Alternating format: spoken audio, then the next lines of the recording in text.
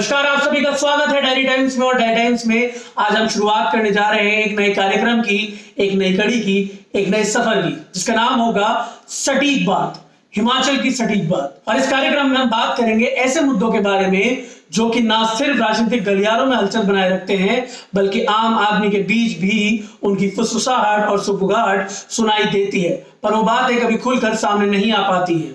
हम बात करेंगे कुछ ऐसे मुद्दों के बारे में जो कहीं ना कहीं, कभी ना कभी सच तो होते हैं, पर अन्य मुद्दों के भार के नीचे वो दब जाते हैं। आज सटीक बात के पहले एपिसोड में हम बात करने जा रहे हैं एक ऐसे ही मुद्दे के बारे में जो कि पहले भी हिमाचल की सियासत में भूचाल ला चुका है, और यह मुद्दा एक बार फिर मीडिया और जनता के बीच सुर्खियां बटोर रहा है।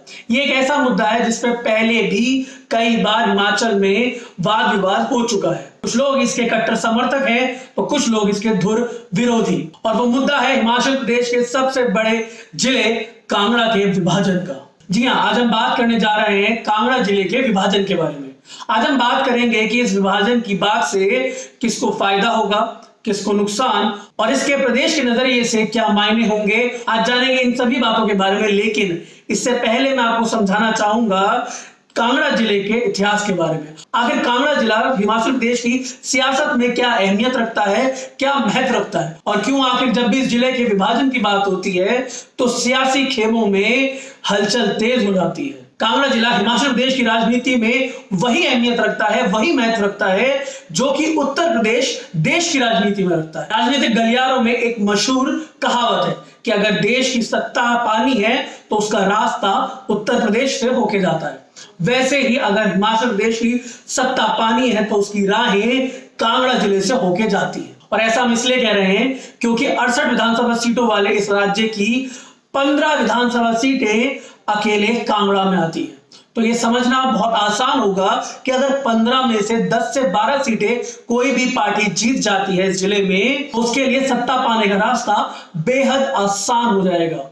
यानी कि अगर शिमला पहुंचना है तो कांगड़ा फतेह करना होगा। और इसी वजह से कांगड़ा जिले की राजनीति में बादस्तूर उठापटक और खींचतान जारी रहती है, और इसका प्रभाव प्रदेश की राजनीति में भी गाये बगाए दिखाई देता ही है। लेकिन विरोधाभास यह है कि प्रदेश का सबसे बड़ा जिला होने के बावजूद राजनीतिक पटल पर कांगड़ा आज भी अपनी पहचान और प्रतिनिधित्व से हमेशा महरूम ही रहा है, जिसकी टीस आज भी दिखाई देती है। तो ये तो बात हो गई कांगड़ा के राजनीतिक इतिहास और समीकरण की।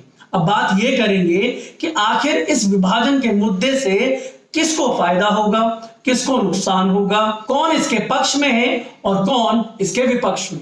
हमें आज ये भी जानना होगा कि क्या आने वाले चुनावों में कहीं ये अहम मुद्दा तो नहीं बनने जा रहा है। जब बात नफा नुकसान की हो ही गई है तो शुरुआत करते हैं पहले सत्ताधारी पार्टी से, यानी कि भारतीय जनता पार्टी से। हम आपको ये बताएंगे कि अगर सरकार ये कदम उठाती है तो भारतीय जनता पार्टी को किस किस पहलू पे इसका फायदा होगा और किस किस पहलू पे इसका नुकसान उठाना पड़ सकता है। पर एक बात और है कि जब कांगड़ा जिले की बात होगी तब बीजेपी की बात करना अनिवार्य हो जाता है। और ऐसा इसलिए है कि भाजपा के जिला स्तर के नेतृत्व में आए दिन सिर्फ फुटबॉल की खबरें जग जाहिर होती रहती है। हाल ही में संपन्न हुए हिमाचल प्रदेश के मॉनसून सेशन में भी कांगड़ा जिले से आते हुए कुछ नेताओं के मन की ज्वाला इतनी ज्यादा धधक गई कि उन्होंने अपनी ही सरकार को सरेआम सवालों के कटघरे में खड़ा कर दिया।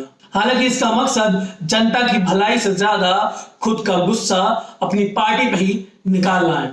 गुस्सा मंत्री पद ना मिलने का, गुस्सा चुनाव के टिकट ना मिलने का, गुस्सा पार्टी की इतनी सेवा करने के बाद मेवा ना मिलने का। जहां एक तरफ कुछ लोग मंत्रिमंडल में जगह ना मिलने की वजह से नाराज हैं, वहीं दूसरी तरफ जिन लोगों को, जिन नेताओं को मंत्रिमंडल में जगह मिली है, मंत्री पद मिला है, उनकी भी कुछ छवि जनता में कुछ खासी अच्छी नहीं है, जिसका भुगतान कुछ लोगों ने तो अपने मंत्री पद से हाथ धोकर किया है। वहीं कुछ लोगों पर अगले चुनाव में टिकट ना मिलने की तलवार लटक रही है। वहीं दूसरा कारण यह है कि भाजपा के कुछ मंत्रियों की, कुछ विधायकों की, कुछ नेताओं की घर की सिर्फ फुटबॉल सरेआम जनता के सामने आ गई है, और इससे यही संदेश दिया है कि अगर आप अपने घर की कलह को नहीं संभाल सकते, अपने घर को नहीं संभाल सकते, तो आप राज्य को क्या ही संभालेंगे। इस विभाजन के मुद्दे की सुगबुगाहट तेज होने का एक मुख्य कारण यह भी है, जो कि अब तक सरकार के कानों तक पहुंच गया है, वो ये है कि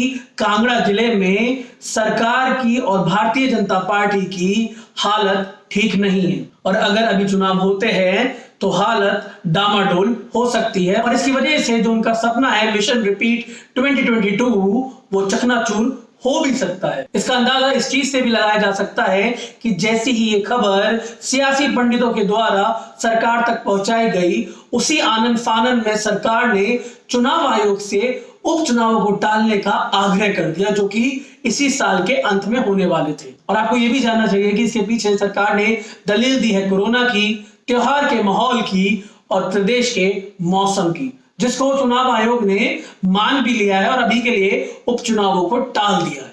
खैर, जब प्रदेश में अलग अलग प्रकार की आशीर्वाद यात्राएं निकलती हैं, आक्रोश रैलियां निकलती हैं या फिर अन्य प्रकार के कार्यक्रम होते हैं, उसमें कोरोना होने का खतरा चुनावों से तो कम ही होता हुआ, इसीलिए सरकार ने चुनाव टालने का आग्रह किया, लेकिन कार्यक्रम बदस्तूर जारी है। खैर छोड़िए, आगे बढ़ते हैं कार्यक्रम में और बात करते हैं अगले मुख्य कारण की, जिसका सामना भाजपा को इन चुनावों में करना पड़ेगा, और वो मुद्दा है वीरभद्र सिंह फैक्टर। जी हां, हम बात कर रहे हैं हिमाचल प्रदेश के पूर्व मुख्यमंत्री स्वर्गीय वीरभद्र सिंह जी के बारे में, जो कि प्रदेश के पालनहार और विकास पुरुष के नाम से जाने जाते हैं। अभी कुछ समय पहले ही उनका स्वर्गवास हो गया है, और हम वीरभद्र सिंह फैक्टर की बात इसलिए कर रहे हैं क्योंकि उनसे जुड़ी हुई भावनाओं को, उनसे जुड़ी हुई सिंपैथी को कांग्रेस इस वक्त भुनाने के पूरे मूड में है, और वो कोई भी मौका इस चीज में चूकना नहीं चाहती है। इंसानी तौर पे तो ये खैर सही चीज नहीं होगी कि किसी की मृत्यु के बाद उनके नाम पे सिंपैथी के वोट लिए जाएं या उनके नाम पे वोट लिए जाएं, लेकिन राजनीति का खेल ही कुछ ऐसा है कि सत्ता के लालच में ये कुछ भी करवा सकता है। अगला मुद्दा जिसको साधने के लिए सरकार इस विभाजन के कदम को उठा सकती है, वो है कि जिन मंत्रियों को अब मंत्री पद से हाथ धोना पड़ेगा, जिन विधायकों को अब चुनाव में टिकट नहीं मिलेंगे, या जो लोग अभी उम्मीद लगाए बैठे हैं कि अगले चुनाव में उन्हें टिकट मिलेंगे, अगर उनको टिकट नहीं मिले तो उनकी जो मुखरता है, उनका जो विरोध है, उससे जनता का ध्यान भटकाने के लिए भी इस मुद्दे पर ज्यादा ध्यान दिया जा सकता है, और इसीलिए इतने बड़े कदम को उठाने के लिए सरकार अभी विचाराधीन है। और कांगड़ा जिले से भाजपा के कुछ ऐसे नेता भी आते हैं कि अगर उनको अगले चुनावों में चुनाव लड़ने को नहीं मिला या उनका टिकट कटा, तो उनके ज्वाला भीतापन कांगड़ा से सीधे शिमला तक सरकार के पसीने छुड़ा सकती है, और बीजेपी से एक बड़ा तबका नाराज हो सकता है। इसी मुद्दे को साधने के लिए और कुछ नेताओं की शक्तियां शायद काटने के लिए भी सरकार ये कदम उठाने के बारे में सोच रही है। लेकिन ऐसा नहीं है कि इस विभाजन के मुद्दे से किसी को फायदा नहीं होगा। अगर इस विभाजन के फैसले से सीधा सीधा किसी को फायदा होगा तो वो है नूरपुर से आते बीजेपी के नेता और मौजूदा सरकार में वन एवं खेल मंत्री राकेश पठानिया। और ऐसा हम इसलिए कह रहे हैं क्योंकि अगर विभाजन होता है तो नूरपुर भी एक जिला बनाया जा सकता है, और इसका सीधा सीधा फायदा राकेश पठानिया को मिलेगा।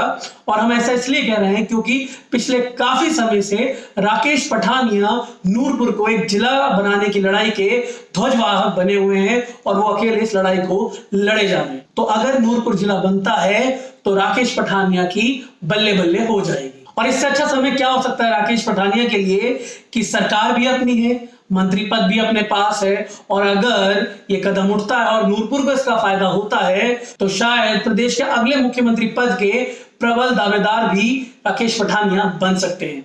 और इसका एक कारण यह भी है कि राकेश पठानिया के दिल्ली के नेतृत्व से अच्छे संबंध है। तो ये तो बात हो गई सत्ता पक्ष की, लेकिन गौर करने वाली बात यह है कि विपक्ष ने यानी कि कांग्रेस ने इस मुद्दे पर मौन साधा हुआ है। जैसा कि हमने आपको पहले वीडियो में बताया कि ये मुद्दा इस वक्त काफी सुर्खियों में है प्रदेश में, लेकिन तब भी छोटी छोटी बातों पे आवाज उठाने वाली कांग्रेस ने इतने बड़े मुद्दे पे चुप्पी साधी हुई है। सूत्रों के हवाले से जो खबर सामने आ रही है उसके मुताबिक कांग्रेस का कहना यह है कि बीजेपी की ये सरकार इस वक्त मधुमक्खी का छत्ता है और इससे पंगा लेने का कोई मतलब नहीं है। यानी कि ये कहीं ना कहीं दर्शाता है कि कांग्रेस इस वक्त इस मुद्दे पे तो सरकार से सीधे तौर पर भिड़ने के बिल्कुल भी मूड में नहीं है। वहीं अगर इतिहास के पन्ने पलटकर देखा जाए तो बीजेपी के और कांग्रेस के जो पूर्व में नेता रहे हैं वो इस मुद्दे पर तो एक ही पटल पर सहमत दिखाई दिए, चाहे फिर वो शांता कुमार हो भाजपा से या वीरभद्र सिंह जी, दोनों की इस मुद्दे पर एक राय थी और वो कांगड़ा के विभाजन के धुर विरोधी रहे। वहीं अब इतिहास से अगर वापस आया जाए वर्तमान में, तो वर्तमान में प्रदेश के मुख्यमंत्री जयराम ठाकुर से जब जब इसके बारे में सवाल पूछा गया है कि क्या उनकी सरकार किसी भी प्रकार के विभाजन के बारे में सोच रही है, तो उन्होंने हमेशा यही कहा है कि सरकार इस मामले में कुछ भी नहीं सोच रही है, ये एक महज अफवाहें हैं और हमारी सरकार ऐसा कोई भी फैसला लेने नहीं जा रही है कांगड़ा के संदर्भ में। लेकिन मुख्यमंत्री जी अपने फैसले कितनी जल्द बदलते हैं इसका अंदाजा तो उनके करीबी भी नहीं लगा पाते। तो अब ये देखना होगा कि क्या मुख्यमंत्री जी इस फैसले पर अटल रहते हैं या इसमें भी कुछ बदलाव आता है। इन सब बातों का निष्कर्ष यही है कि कहीं ना कहीं तो आग लगी है, तभी प्रदेश के सर्द माहौल में भी अब हल्की हल्की राजनीतिक गर्माहट महसूस होने लगी है। अब देखना यह होगा कि सरकार विभाजन का फैसला कब, कहां और कैसे लेती है और इसका असर आगामी चुनावों पर और प्रदेश पर क्या पड़ता है। तो सटीक बात के इस कार्यक्रम के लिए इतना ही। आपकी क्या राय है इस मुद्दे पर हमें कमेंट बॉक्स में जरूर बताएं और साथ ही इसी प्रकार के और मुद्दों के बारे में जानने के लिए और देखने के लिए हमारे चैनल डायरी टाइम्स को सब्सक्राइब करना ना भूलें। धन्यवाद।